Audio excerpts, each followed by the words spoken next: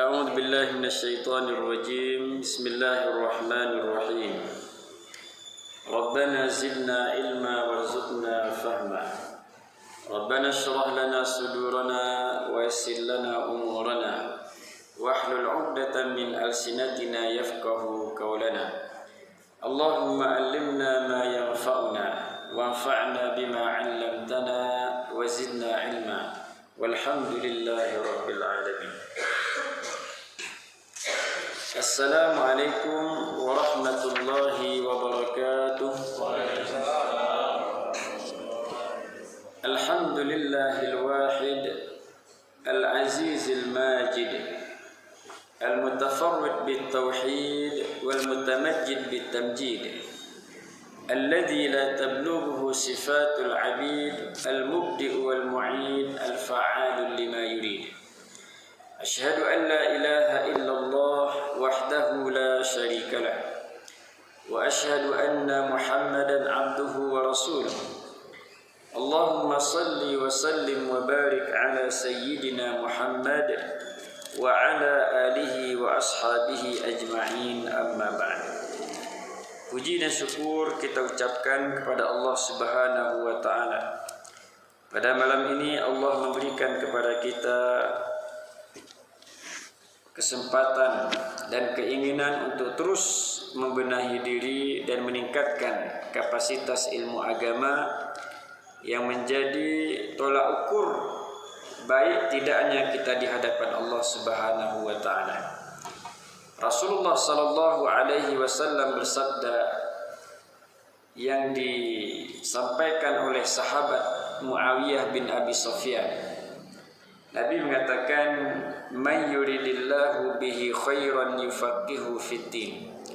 Barang siapa yang dikehendaki oleh Allah baginya kebaikan, maka Allah akan memberikan kepadanya pemahaman agama yang baik. Artinya, pemahaman agama menjadi tolak ukur baik tidaknya kita di hadapan Allah. Artinya, orang yang dicintai oleh Allah akan dimudahkan baginya untuk terus membenahi diri, meningkatkan wawasan keagamaan, dan puncaknya adalah mengamalkan al-Islam sebagai pedoman hidup kita bersama. Salawat dan salam kita sampaikan kepada Rasulullah sallallahu alaihi wasallam, Rasul yang senantiasa berdoa kepada Allah agar kebaikan terus diberikan kepada umatnya. Kita sering menyampaikan bahwa bagaimana Nabi itu begitu sayang kepada umat. Bahkan satu ketika ada jenazah seorang Yahudi yang diusung. Lalu Rasulullah berdiri untuk memberikan penghormatan terbaik kepadanya. Sahabat Umar bin Khattab mengatakan, "Ya Rasulullah, ini Yahudi, buat apa kita hormati?" Maka ketika itu Nabi bersedih. Beliau mengatakan bahwa ada yang luput dari kita. Ada kalangan dari umatku yang tidak sempat memeluk agama Islam dan tidak sempat untuk berada dalam hidayah Allah Subhanahu wa taala. Maka kita bersyukur kepada Allah telah sampai kepada kita pesan dan pusaka Rasulullah sallallahu alaihi wasallam, sehingga melalui perantaraan Rasulullah kita dapat mengenali diri kita dan juga dapat mengenal siapa Tuhan kita. Awwaluddin ma'rifatullah. Permulaan agama adalah mengenal Allah Subhanahu wa taala. Dan yang mengenalkan kita kepada Allah adalah Rasul akhir zaman yang disebutkan namanya dalam kitab Injil dan Taurat sebagai nabi yang akan muncul untuk menyelamatkan umat yang sedang berada dalam gelimang dosa dan kesyirikan. Hadirin hadirat jamaah maghrib rahimakumullah. Pada malam ini kita melanjutkan rutinitas mingguan kita yang juga merupakan perintah dari agama. Ad-dinun nasihah. Agama adalah nasihat menasihati. Seolah-olah ketika tidak ada amar ma'ruf dan nahi munkar, tidak ada lagi upaya untuk memberikan kebaikan dan perbaikan, maka konten ataupun kandungan utama dari agama itu telah luput dari umat manusia. Maka pengajian rutin mingguan ini merupakan ajang untuk terus kita saling menasihati, mengingatkan, sehingga kita dapat sama-sama menjadi hamba-hamba Allah yang selamat sampai ke akhirat kelak. Amin ya rabbal alamin. Pada malam ini kita melanjutkan judul Syurutu wujubis shaum, syarat wajib puasa. Yashtaritu li wujubi siyami Ramadan an tatawaffar al-umur at-taliyah. Jadi puasa Ramadan itu wajib bagi seseorang apabila memenuhi beberapa syarat berikut. Yang pertama al-Islam. Yang pertama Islam. Kalau kita sudah bersyahadat, mengaku Allah sebagai Tuhan kita, dan juga mengakui Nabi Muhammad sebagai Rasul utusan kepada kita, maka secara otomatis sudah dibebankan kepada kita kefarduan yang lain. Maka dibebankan kepada kita sholat, ditaklifkan kepada kita puasa, zakat, haji, dan seterusnya. Ini apabila kita sudah memiliki syarat, yaitu al-Islam. Fala yajibu shaumu 'alal kafir, maka tidak wajib puasa bagi orang kafir. Kalau ada orang kafir sedang makan, misalnya, kita tidak bisa berhak untuk mengatakan wajib puasa, tidak, karena syarat tidak cukup. Cuman apabila dia hidup di tengah-tengah umat Islam yang sedang melaksanakan ibadah puasa, perlu saling menghormati dan toleransi. Gerengu ulu-uluhe kita. Apalagi dia hidup di kekuasaan umat Islam. Maka kita berhak untuk memberikan nasihat dan juga menyampaikan bahwa toleransi itu merupakan ajaran semua agama. Bima'na annahu la yutalibu fi darid dunya bisyam. Artinya orang kafir itu di dunia tidak dituntut untuk puasa. Kenapa? Tidak ada syarat Islamnya. Li'annahu far'un an dukhulihi fil Islam. Wa madama ghairu dakhilin fil Islam fala ma'na li siyamihi. Karena walaupun dia melakukan, tidak akan diberikan ganjaran. Gara dapat pahala, kecuali yang bersangkutan ada tujuan-tujuan tertentu. Mali operasi bamain nyepasa inguman, bukan Islam. Karena itu syarat medis, ataupun dia mempelajari bahwa dalam puasa itu banyak manfaat kesehatan. Dalam puasa itu banyak manfaat secara medis, secara kesehatan, sehingga dia berpuasa. Dia hanya dapat manfaat kesehatannya, tapi tidak mendapatkan pahala ibadah yang dia lakukan. Karena syarat amal soleh itu harus dibarengi dengan keimanan. Berkali-kali Allah Subhanahu wa taala menegaskan, innal ladzina amanu wa 'amilus sholihat. Sesungguhnya orang-orang yang beriman dan beramal soleh. Tidak pernah Allah mengatakan innal ladzina ya'maluna sholihat. Selalu digandengkan dengan amanu. Artinya amal soleh, kebaikan yang dilakukan tanpa keimanan, haba'an mansura, seperti daun-daun yang runtuh, berterbangan, tidak ada manfaatnya. Maka iman dulu baru amal soleh. Iman saja juga tidak cukup, harus dibuktikan dengan amal soleh. Banyak orang mengatakan saya beriman, saya percaya kepada Allah, gara semiyah, gara puasa, tidak melakukan perbuatan baik. Dia hanya berpegang, aku beriman kepada Allah, aku percaya. Cuman gara bersembahyang, gara berpuasa, gara berzakat. Karena alamat iman itu meningkat adalah apabila melakukan banyak amal soleh. Al-imanu yazidu wa yanqus. Iman itu bertambah dan berkurang. Yazidu bit ta'ah wa yanqusu bil ma'siyah. Bertambah dengan ketaatan, berkurang dengan kemaksiatan. Dan iman ini juga bisa sampai ke titik nadir, ke titik nol. Iman itu pergi dari dia. Belum iman kejam. mencuri apabila ada iman di hatinya. Artinya ketika nusuha ya berarti iman belum kejam. Orang mukmin tidak akan berzina kecuali iman telah pergi darinya. Tidak akan berjudi dan seterusnya. Artinya iman ini sebagai benteng. Ketika benteng itu hilang, maka orang akan kebablasan. Tidak ada kontrol, unkontrol. Tidak ada kontrol. Maka di sini tidak cukup hanya iman saja tanpa amal soleh. Tidak cukup amal soleh saja tanpa iman. Selalu Allah mengatakan, Innal ladzina amanu wa amilus solihat wa basyiril ladzina amanu wa amilus solihat. Berikanlah berita gembira kepada orang beriman dan melakukan amal soleh. Tidak pernah berikanlah berita kepada orang beriman saja tanpa amal soleh. Maka di sini orang kafir karena tidak ada iman tidak dituntut beramal soleh. Karena puasa itu termasuk amal soleh. Amma fil akhirah, adapun nanti di akhirat, fal kafiru ya'aqabu ala kufrihi. Orang kafir itu akan disiksa karena kekufurannya.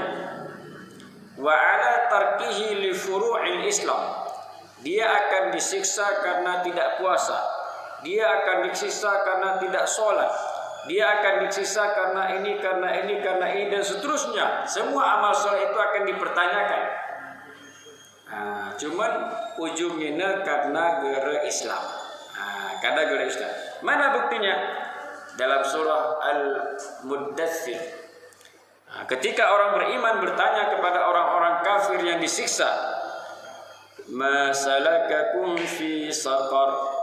Ma salakakum fi saqar? Apa yang menyebabkan kalian masuk neraka sakar wahai orang kafir? Mereka mengatakan, qalu lam naku minal musallin. Dulu kami di dunia tidak termasuk golongan orang yang salat. Padahal dia tidak dituntut di dunia karena kunci ibadah Islam dulu. Sudah Islam baru ibadah itu terbuka. Makanya orang kafir nanti jangan dipaksa untuk puasa. Kope pasanya kami tidak. Karena dia tidak Islam. Ika pasal pewe dia gunuin kecuali tujuan-tujuan tertentu, mesehat ataupun ada syarat-syarat tertentu untuk dia menahan makan dan sebagainya. Yang kedua, syarat wajib puasa adalah at-taklifu. At-taklif. At-taklif artinya status orang itu sudah mukallaf. Mukallaf artinya sudah mendapat beban hukum secara syariat. Nyahi ya. Nyahi jema mukallaf ini wa yaksudu bit taklifi ay yakunal muslimu balighan. Aqilan. Jadi mukallaf ini maksudnya orang yang sudah sampai umur balik. Jadi balik nih, nyahi balik nih. Ini bisa ditandai dengan yang pertama tanda-tanda fisik. Tanda-tanda fisik untuk laki-laki sudah bermimpi dengan mimpi berarti sudah balik. Ini mimpi dalam tanda kutip. Ataupun tidak mimpi-mimpi. Enggak ke mimpi kok. Gimana ke mimpi? Ini kegimana mimpi berarti cukupkan umurnya 15 tahun. 15 tahun kegimana mimpi sembiang wajib. Cuman sebelum apa siwa tahun ke mimpi. Mimpi ada nih. Ini mimpi lagi ceraan mantep Pak Ram ini. Ke tengah aku nih mimpi naik kapal terbang. Jadi ke mimpi naik kapal terbang ini wajib. Wanita juga demikian. Ditandai dengan keluar haid, darah haid bagi wanita. Gerak cukupkan 15 tahun. Wanita juga demikian. Jadi ini para ulama melakukan penelitian seperti itu. Yang kedua tadi baligh dan berakal. Berakal ini artinya gereng gila. Jemang gila gingu paksa puasa. karena tidak ada syarat wajib bagi dia. Orang gila, orang tidak sadar. Gilanya gila bukan gila dibuat-buat. Tos. Gila bukan stres. Kalau stres ini kan orang tertekan, stres dia memikirkan pekerjaan, stres dengan rutinitas. Aku nge-stres nih karena wajib pasar, nggak bisa. Dengan gila, aku kan gila nih kena. Ada pasar nih. Dengan aku diri yang gila. Dengan syarat bukan dibuat-buat. Wa idza saqatat sifatut taklif lam yutalab bi syai'in min al-wadha'if ad-diniyah. Jadi kalau syarat mukallaf itu tidak ada pada dia, tidak dituntut untuk melakukan beban agama, belum baligh dan juga tidak berakal. Cuman kita perlu untuk memberikan latihan-latihan kepada anak-anak kita. Hari ucap ini kita latihnya sembiang. Nanti nampil nge SMA kayak baru kita kayak di sembiang. Maya geliat yang ngaji ya, lewatnya kita pilih.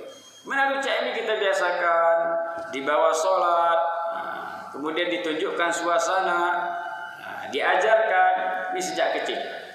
Karena Nabi mengatakan, "Allimu auladakum bis shalah wa hum sab'a sinin." Ajarkan anak kalian sholat ketika umurnya sudah 7 tahun. 7 tahun sudah paham. Kemudian wadribuhum 10. Kalau sampai 10 tahun tidak mau sholat, ini minggu terawih. Kegimana rumanu. Dulu manukul ya. Jadi artinya dipukul pukulan mendidik, bukan pukulan sakit hati. Maka Rasul ada etika-etika kita memukul ya. Tidak boleh menampar di tempat-tempat sensitif. Salah. Artinya bismillah koin, bom tamparan. Gila asar koin, twim tamparan. Jangan. Karena di sini banyak urat syarat. Urat syarat nih kalau kita tampar di bagian muka ini berbahaya. Artinya di tempat-tempat yang tidak menimbulkan efek samping, hanya sebagai pendidikan tarbiyah, bukan untuk melampiaskan sakit hati.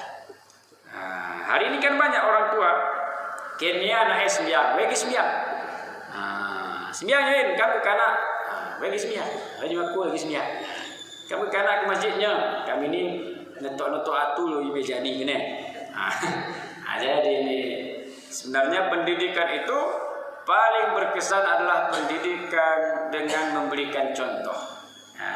Maka Allah pun menyebutkan dalam surah Al-Ahzab ayat 21, Bismillahirrahmanirrahim, laqad kana lakum fi Rasulillahi uswatun hasanah. Nabi mengatakan sudah ada pada diri Nabi Muhammad itu suri tauladan yang baik. Artinya langsung memberi contoh. Sehingga kita mengenal ada kata-kata lisanul hal afsahu min lisanil maqal. Memberikan contoh dengan perbuatan lebih berkesan dibandingkan hanya berbicara saja. Cerak pelin, cerak kul, buat ucap. Ini dia. Cuman kebuat teli, emang jemaah orang akan terkesan. Maka ini diantara metode kita memberikan pendidikan kepada anak. Terkadang kita mengatakan konti rokokin, kita ini jembul dong. Asap itu luar biasa. Karena kita usaha nak terrokok, apa aku pengen rokok nih. Masa ginggu rokok. Jadi ini kalau kita tidak ingin anak kita merokok, kita berusaha untuk berhenti merokok. Karena anak ini dia kena al-ilmu nurun. Ilmu itu nurun kutuyuh nih. Turun kutuyuh nurun ini turun nih. Ilmu ini turun kutuyuh. Buah tidak jauh jatuh dari pohonnya. Jadi nyahia Pak anak apa geranya kayak di rumah Pak ya. Dekat-dekat. Walaupun mungkin ada yang terus tidak sama persis. Cuman kebanyakan anak juga akan ikut ayahnya. Walaupun mungkin terang-terangan tidak, tapi sembunyi-sembunyi buat nih. Aranta memang kadang gerak lawannya kita. Yaudah entah apa-apanya ini, apa-apanya ini. Ini akan menjadi contoh dan tauladan. Baik. Wa dalilu dzalika. Dalil bahwa orang yang tidak mukallaf itu tidak dibebani hukum disebutkan dalam hadis riwayat Imam Abu Daud dari An Ali radhiyallahu anhu anin Nabi sallallahu alaihi wasallam qala, dari sahabat Ali bin Abi Thalib dari Nabi Muhammad sallallahu alaihi wasallam qala, Nabi bersabda, rufi'al qalamu an salasatin, diangkat pena.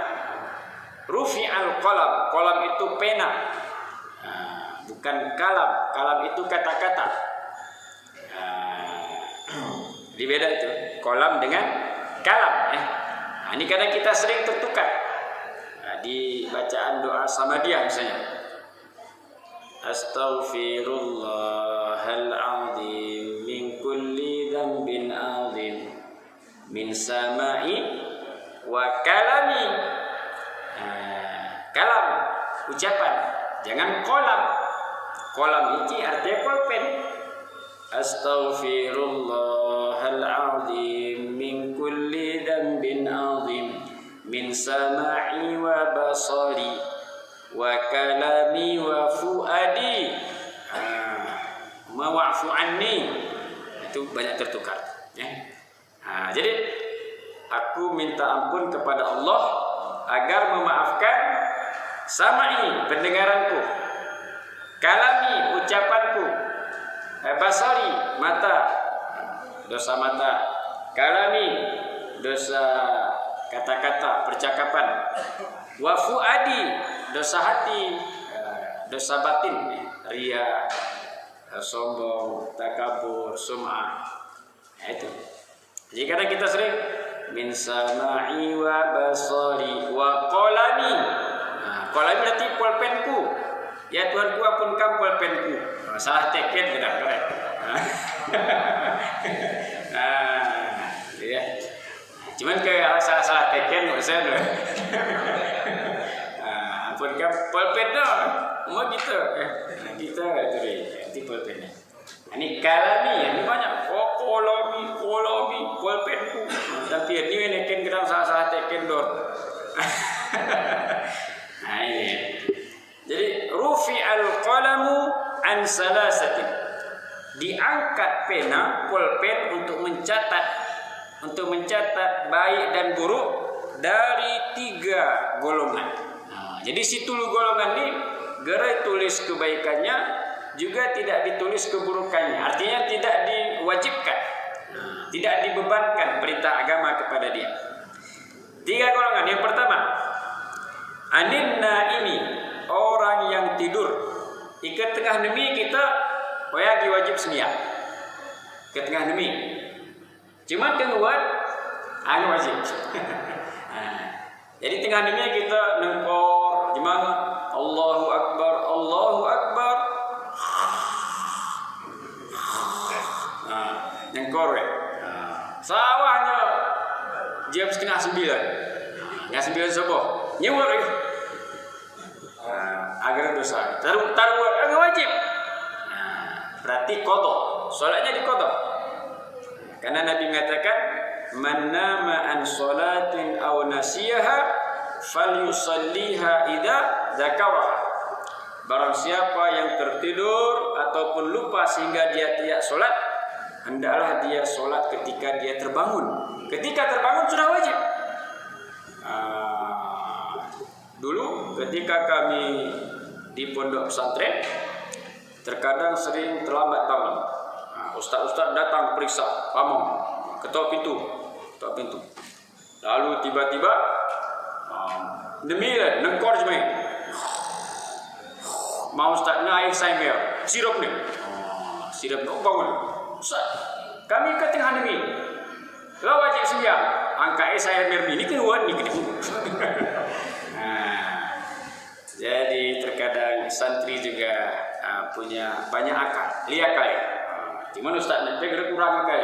Ini kan wajib kena. Sirapnya segar ni. Tetoknya. Ya.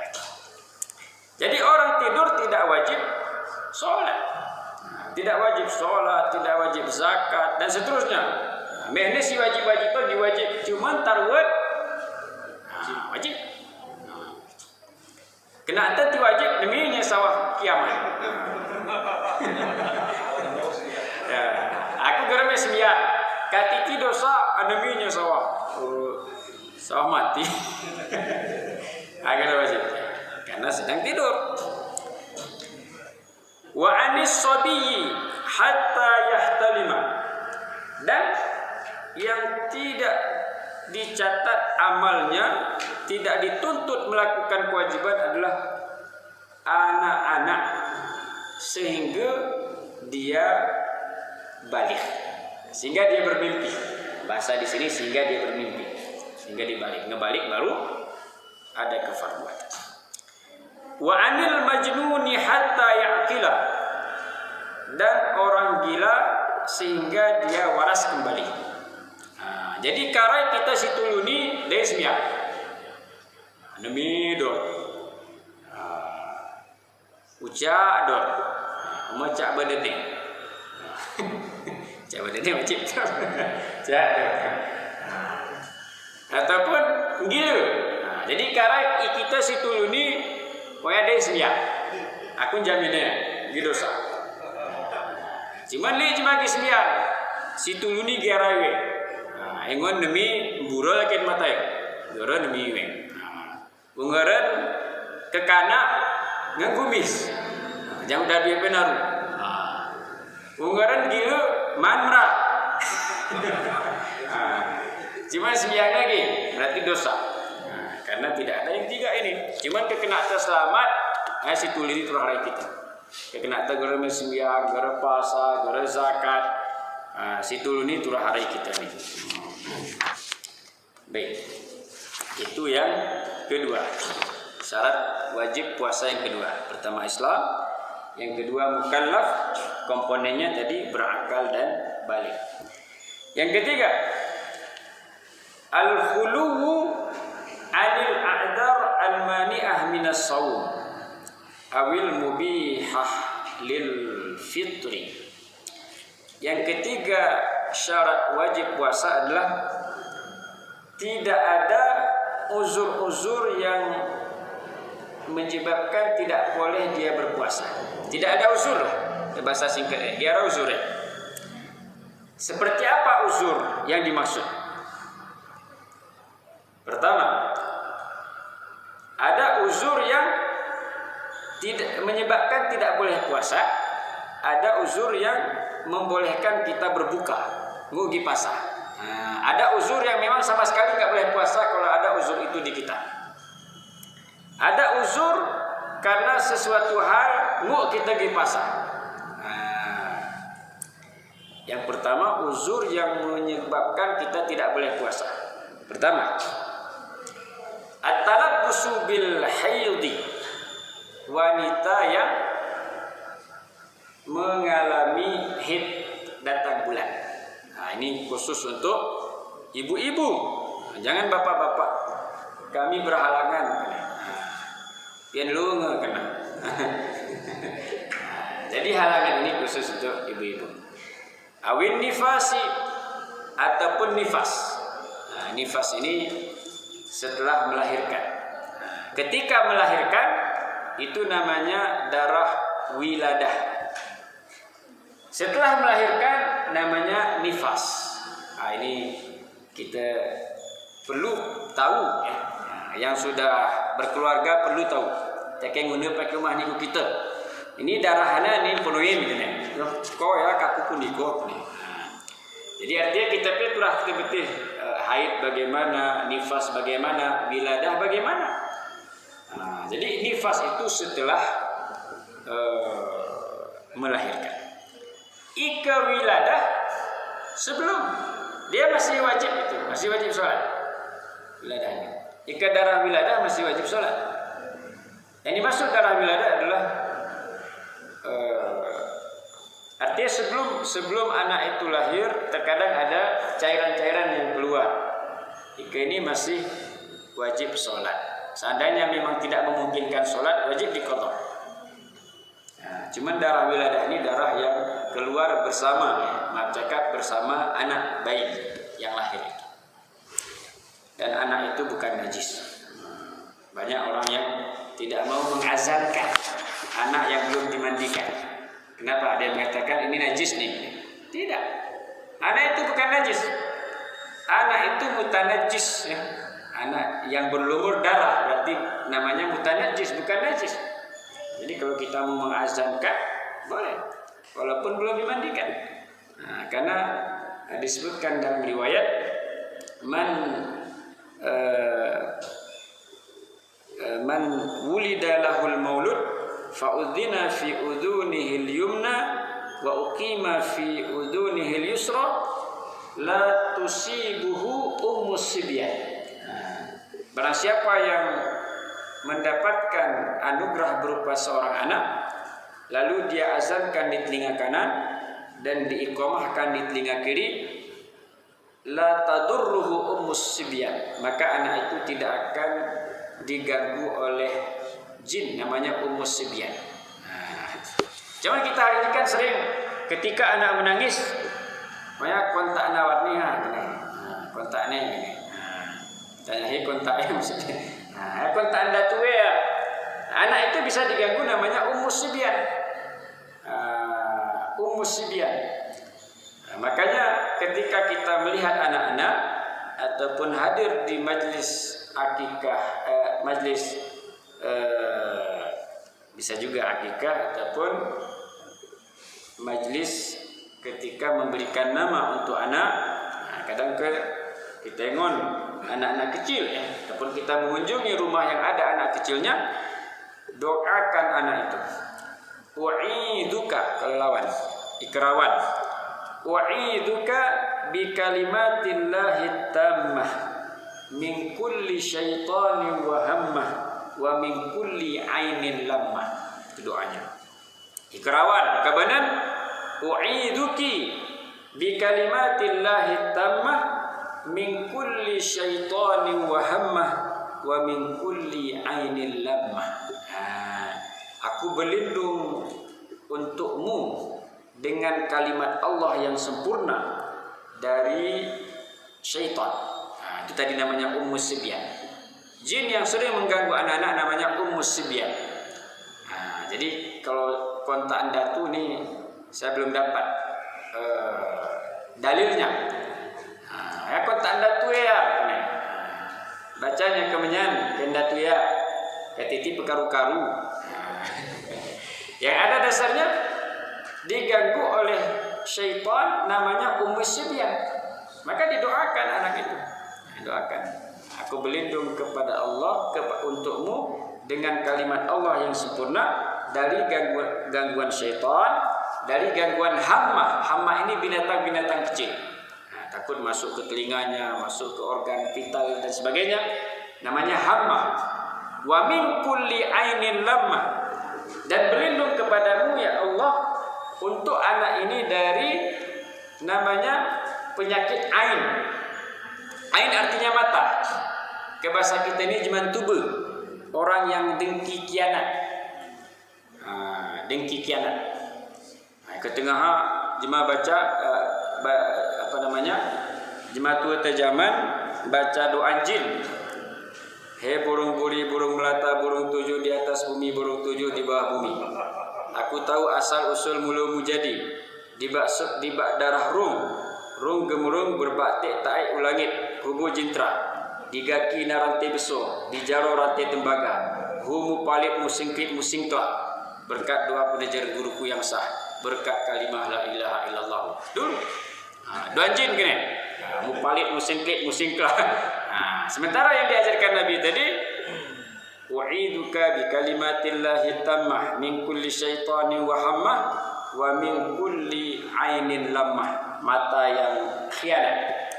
Karena ada orang yang walaupun dia tidak berniat, ikegerepe berniat bener we ditengoknya saja kita oyang mera sejuan kita. Ada macam-macam orang. Namanya ain, penyakit ain. Hati. Biasanya ke tengah kena kejeman tubuh, jeroh bawa peceraan kena. Yang kan mungkin ini masuk apanya ini dan sebagainya. Dulu Sekarang kan ngejarang. Jadi kalau dulu terapi untuk orang yang terkena penyakit ain ini adalah dengan dimandikan dengan air yang digunakan oleh yang bersangkutan. Pamainan ka air we. Nah, maka tama air nang ka air ini. Nili we. Tama kenyanya rahte perhante we buhe. Tan we pamai. Nah, bener-bener siara yaman ya. Perusahaan kubadan teu. Nah, karena air itu akan pergi sejurus dengan kita memakai air-air yang pernah dia gunakan. Ini kata ulama, ini diantara terapi orang yang terkena penyakit ain. Nah, penyakit ain. Ke bahasa kita ini jiman tubuh kena tengah. Baik, nanti jiman tubuh cerita itu. Tadi kita bercerita terkait dengan anak ya. Anak yang berlumur darah. Karena pernah ada orang tua dia kena haram anak itu diazankan ketika belum dimandikan. Ya. Karena tidak ayawan. Karena Disney kena kita tai kena. Tai kita pun kuat nanu. Nya kita azanan kena. Sah ya. Masa anak dikiaskan dengan tai? Nah, ini enggak jelas ya. Dikeras itu enggak jelas. Nah, ada semacam itu ayatnya. Nah, jadi enggak sama. Ikat tai memang najis. Ainnya najis. Ikan anak tanah mutanajis, berlumpur, berlumur dengan darah. Tapi bukan najis. Ikan najis ke kanak, kita penajis berarti. Enggak gue penajis. Tidak. Nah, jadi ini ada kias-kias, analogi-analogi yang kurang tepat. Yang pertama, uzur yang tidak membolehkan puasa. Nah, jadi kalau orang haid, nifas dan seterusnya, ini tidak boleh puasa sehingga berhenti darah tersebut. Tapi wajib untuk diqadha. Jangan nanti kamu gerak puasa penuhin. Gerak qadha epe. Wajib qadha. Nah, ini banyak yang salah paham. Hadis dari Ummul Mukminin Aisyah, dia mengatakan kunna nu'maru bi qada'is siyam wa la nu'maru bi qada'is shalah. Ketika kami berhalangan, diperintahkan oleh Nabi untuk mengqadha puasa dan tidak mengqadha salat. Salat yang tidak diqadha, puasa tetap diqadha. Yang kedua, hal yang menyebabkan kita tidak boleh puasa, terlarang untuk puasa, al-ighma'u, orang yang pitam. Orang yang pitam. Orang yang pitam ini terlarang puasa. Di sini wajib bagi sadar. Abil jununu, ataupun gila. Gila. Baik, jadi gila. Tiba-tiba seluni yang gila. Tak wajib puasa. Besok kita puasa. Kelapan gila we. Cuma ikan gila selaruhul we. Ngeruhul ngeterang te ngerah kru. Hingga kru punuin kene. Ni kerana gila kuni kene. Dosa de. Cuma ikan gila we sawahiu. Cuma bebuku lali we besar-besar. Gila. Nah, ini berarti ya tidak wajib puasa ketika itu, tapi nanti diqadha sama dengan udzur yang tadi. Kemudian udzur-udzur yang membolehkan kita berbuka. Nah, kita sebenarnya mu'ta puasa, tapi karena uzur itu boleh tidak puasa. Nah, yang pertama, al-maradul ladzi yusabbibu li sahibihi dararan syadidan. Orang yang mengalami penyakit, ika pasawen tamah penyakit ya. Cuma aku peringatan umur penyakit lapi. Yakin kau nak kunia kini, ngerosokkan wasuk. Umur penyakit lapi. Penyakit-penyakit tertentu apabila pasawe tamah penyakit dia. Nah, mungkin orang yang ada penyakit kronis, kepasan tamahnya. Cuman oyape, andaikan penyakit itu temporer, wajib diqadha. Karena penyakit ini diperhitungkan 3 bulan sembuh. Setelah itu sehat kembali. Nah, maka wajib qada. Nah, oke. Yang kedua, as-safar tawil alladhi la yaqillu an 83 kilometer bi syartin ay yakuna safaran mubahan wa bi syartin ay yastaghriqa safara sa'ir al-yawm. Orang musafir yang jarak perjalanannya 83 km minimal. Perjalanan terus langsung gerak putar-putar. Putar-putar dari kampung Jawa nyaku Porangayu. Banyak budabun gang. Ya tengku, ngapa ketiga nih? Nggak tengku luahnya bahasa. Ini nggak boleh ya. Jadi perjalanan terus, misalnya ke Kota Cani, ke Abdia, perjalanan langsung. Gerak muter-muter dan gerak balik. Belum nilai bukan ke belakang nih. Pula 40 tambah 40 80 ya. Kusuyo tambahnya dulu nih ngepas. Jadi bukan seperti itu, perjalanan yang terus. Baik. Dalilnya mana? Dalilnya surah Al-Baqarah ayat 185. Wa man kana maridan, barang siapa yang sakit, au ala safarin, atau dalam perjalanan, boleh tidak puasa, tapi wajib diqadha. Ngoge puasa wajib kok qadha. Kenyangnya bukan puasa kita. Tegere itu enggak masalah juga. Karena itu rusak keringanan. Yang ketiga, al-ajzu anisyani. Orang yang tidak mampu berpuasa, sakit menahun, jemaah tubuh yang tidak mungkin sembuh. Tidak mungkin sembuh. Pemain sakit jemaah tubuh lah. Bertahun-tahun dia sakit. Kemungkinan sembuh sedikit. Jemaahnya ini guna. Jemaahnya ini tidak wajib puasa. Dia wajib membayar fidyah. Dia wajib puasa. Fidyah saja. Dikiaskan ke sini wanita menyusui dan wanita yang melahirkan anak kecil, yang punya anak kecil. Kiasnya ke sini. Makanya ada pendapat yang mengatakan fidyah saja. Cuma dalam mazhab Syafi'i, ibu menyusui dan ibu yang punya anak kecil dibagi dua. Ada yang tidak puasa karena khawatir keselamatan dirinya. Ada yang tidak puasa karena khawatir terhadap bayinya. Kalau khawatir terhadap keselamatan dirinya, dia wajib qadha saja.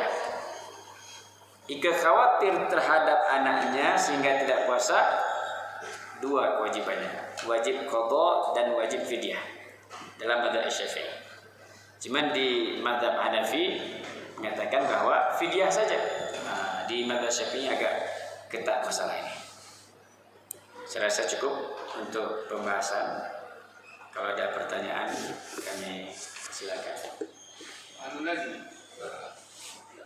masalah sadano, biar kada, sama kesobolan itu buat kada. Lagi 10 kada sih. Baik. Itu Salat qadha. Qadha Qadha ya, dia usah di kada ini sih. Terang ni. Niat qadha ni lawannya ada artinya tunai. Qadha artinya ganti. Jadi adaannya diganti qadhaan. Usalli fardhu subhi rak'ataini mustaqbilal qiblati qadhaan lillahi ta'ala. Caranya ngaji lah kami jadi. Ini kami ingin juga ngosor istilah zaman. Tak ngosor bener pasan kada kue dia ni ke. uzur ya. Uzur. Uzur artinya pertama sudah lemah, dia mampu nih. Karena kekuatan fisik sudah tidak sekuat dulu. Maka orang tua seperti ini hanya fidyah saja. Fidyah belina. Ika memang sakit menahun. Sakit menahun. Sakit disanggup. Ini fidyah saja. Wa 'alal ladzina yutiqunahu fidyatun ta'amu miskin. Al-Baqarah 185. Orang-orang yang berat baginya untuk berpuasa cukup membayar fidyah diberikan kepada fakir miskin setiap hari 1 mud. Kepada fakir miskin. Debat tengkupe kaku di ngaran saya. Ya nanti kamu tipu. Ini pernah kuno ini. Tak kami miskin gini. Entah pun nanu pian-pian kunci. Ini sebaiknya kepada orang yang memang betul-betul miskin. Baik. Sebagai imam di itu saya baca ini langsung saya pakai nantinya sudah gini sudah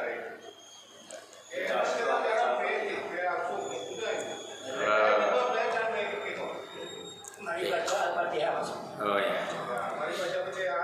Ini terkait dengan tertib ismiyah, tumaninah. Jadi tumaninah ini artinya tertib sholat. Setiap melakukan rukun sejenak, jangan langsung gijen rukuk tidak. Misalnya termasuk dalam bacaan ini. Setelah kita membaca Al-Fatihah, imam itu berhenti sejenak, berikan kesempatan kepada makmum untuk membaca Al-Fatihah juga. Cuma tidak menyebabkan sholat itu jadi batal apabila imam itu tidak memberikan kesempatan. Cuman sayang makmum. Karena ketika imam itu membaca Al-Fatihah, makmum mendengar. Wa idza quri'al Qur'anu fastami'u lahu wa ansitu la'allakum turhamun. Ketika dibacakan Al-Qur'an, dengarlah dan diamlah, semoga kalian dapat rahmat. Kapan dia mulai membaca Al-Fatihah? Ketika setelah amin. Cuma nengok imam. Kalau imam yang biasanya tidak memberikan kesempatan, maka ketika imam baca, kita bacanya Alhamdulillahirabbil alamin. Kita Alhamdulillahirabbil alamin. Ar-Rahmanir Rahim. Ar-Rahmanir Rahim. Cuma jika memang kita diberikan waktu nanti sejenak, ketika dia membaca ayat pun setelah Al-Fatihah, pamegaranya baca tu, maka sebaiknya kita membacanya di situ. Ini kita baca.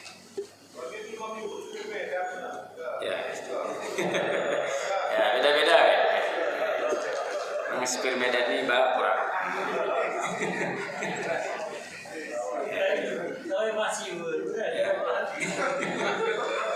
Cuman kira pikir ya sih ya. Penting peluang-peluang salah. Bisa rame itu. Pakat memang wajib nggak paham kan? Dalam zaman ini sahabat guna kita wajib guna pertengahan bulan ada dulu kan buat jemaah selu masyarakat sahabat. Nisfu Sya'ban. Nisfu artinya pertengahan. Sya'ban artinya bulan Sya'ban. Berarti nisfu Sya'ban pertengahan bulan Sya'ban secara bahasa. Ini ada beberapa hadis terkait dengan keutamaan malam nisfu Sya'ban. Tapi kebanyakan hadis ini dhaif, lemah. Cuman hadis lemah ini bisa untuk memotivasi beramal, bukan untuk penetapan hukum. Artinya kita buatkan pengok karena hadis dhaif tadi, hadis yang lemah. Nabi mengatakan, "Idza dakhala lailun min nisfi Sya'ban." Ketika sudah masuk malam nisfu Sya'ban, fasumu naharahu wa qumu lailahu. puasalah kalian pada siangnya, bangunlah pada malam harinya. Karena Allah turun ke langit dunia di sepertiga malam yang akhir menyeru, apakah ada orang meminta, aku akan beri. Apakah ada yang minta ampunan, aku akan ampunkan. Apakah yang minta kesembuhan, aku akan sehatkan. Dan seterusnya, banyak hajat-hajat yang direspon oleh Allah. Ini keutamaannya. Terus kapan malam nisfu Sya'ban itu? Malam nisfu Sya'ban itu puncaknya adalah di malam 15. Ya, puncaknya. Cuman dianjurkan oleh para ulama berpuasa sejak tanggal 13, 14, 15. Kenapa?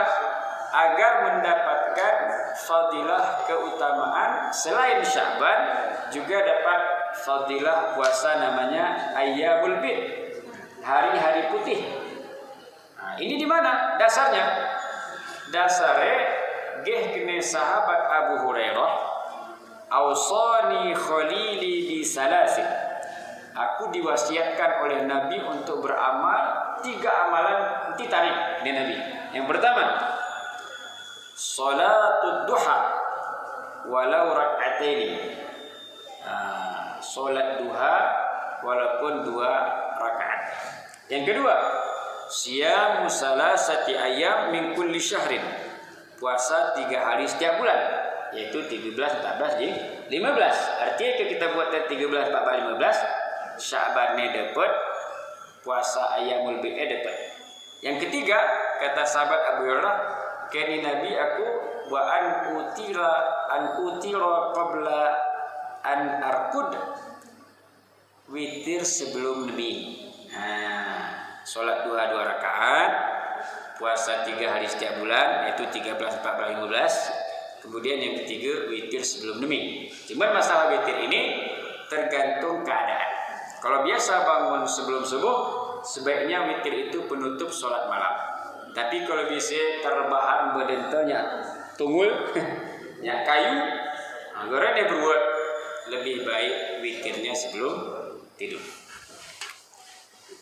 Baik, cukup? Cukup berarti nggak genap. Maka kita akhiri dengan tasbih kafarah dan surah Al-Asr. Subhanakallah bihamdika asyhadu an la ilaha illa anta nastaghfiruka wa natubu ilaik. Bismillahirrahmanirrahim. Wal 'asr innal insana lafi khusr illa alladziina amanu wa 'amilus shalihat wa tawassaw bil haqq wa tawassaw bis sabr. Walhamdulillahirabbil alamin. Assalamualaikum warahmatullahi wabarakatuh. Maulaya shalli wa sallim